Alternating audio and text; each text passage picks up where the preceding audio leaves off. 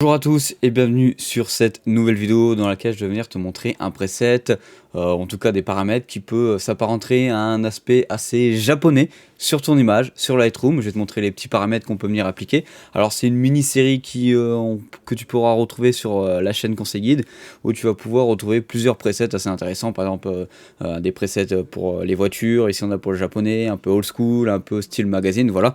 Ici on se retrouve sur un preset où je vais te montrer les paramètres pour faire un style japonais. Alors là je t'ai pris une image telle quelle sur Pixabay. Alors c'est vrai que pour venir modifier l'image, dans le principe il faut prendre une photo en RAW, ça va mieux ressortir les paramètres que tu vas venir appliquer, mais moi je vais venir te montrer sur une photo comme ça déjà préfaite. Alors au niveau de l'exposition, tu vas venir mettre un petit moins 0,10. Alors tout simplement tu peux mettre pause à tout moment sur la vidéo.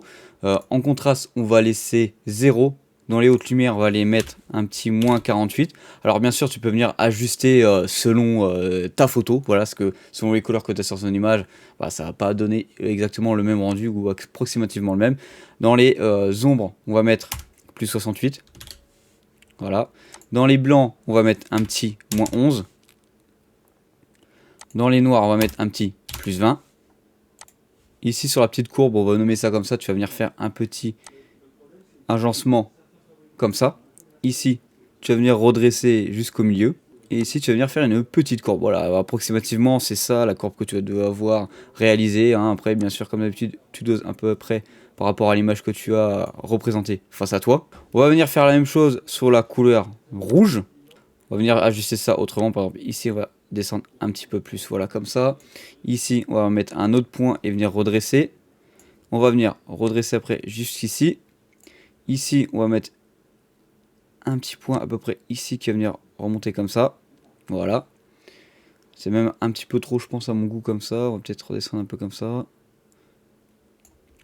Et puis ici, tu vas mettre un petit point qui va venir redresser. Alors bien sûr, ça, c'est à toi de doser par toi-même. Hein. Si tu trouves ça plus ou moins bien ou pas. La courbe bleue, on va venir y appliquer un petit arc de cercle. Par exemple, ici, on va descendre un petit peu comme ça.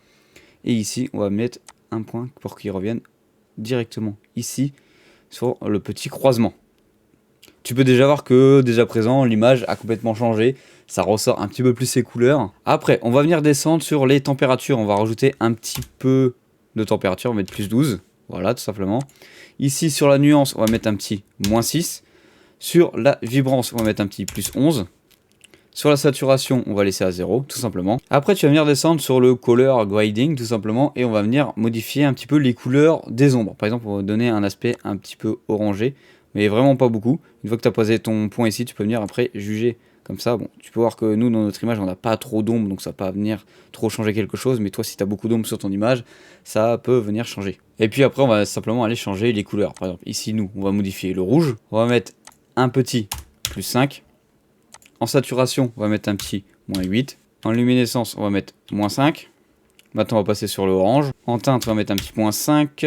En saturation, on va mettre un moins 19. Voilà.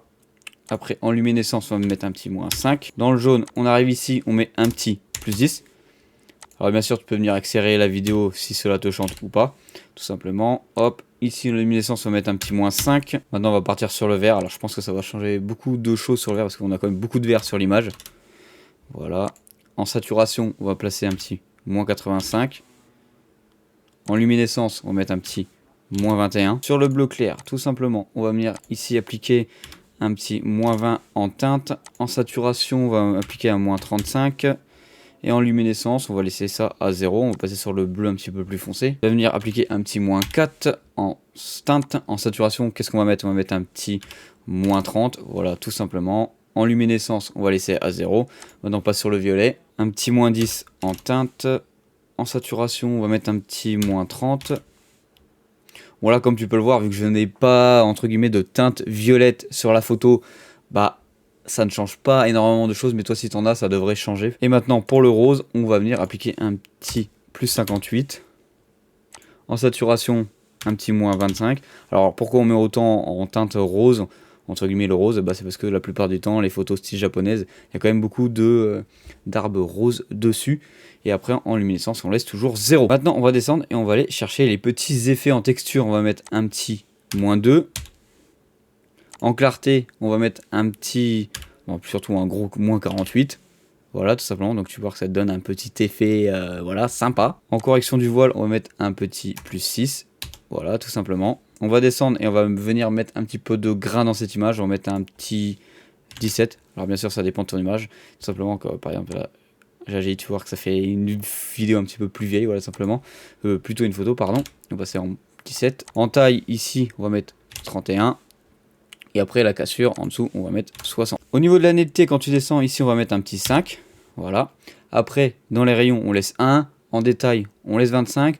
En masque, on laisse 0, tout simplement. Et puis, on arrive sur la fin du paramétrage de cette photo. Tu peux voir qu'elle a complètement changé pour un aspect assez japonais. Alors, c'est vrai que j'ai pris une image qui était dans l'univers japonais plus directement. Si tu veux appliquer ce genre d'effet à tes photos, bah, je t'invite à venir regarder la vidéo et appliquer les paramètres.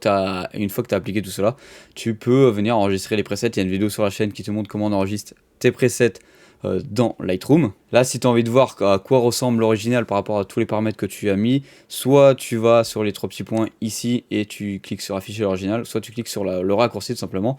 C'est les 2 petits points. On va venir cliquer dessus. Tu vois que l'image d'origine elle est comme ça, avec les effets appliqués, elle devient comme ça, et ça donne plutôt un aspect vieux japonais dans les ruelles par exemple de Tokyo ou de Kyoto. Voilà, en tout cas j'espère que cette vidéo t'aura plu, n'hésite pas à t'abonner, à liker, allez salut.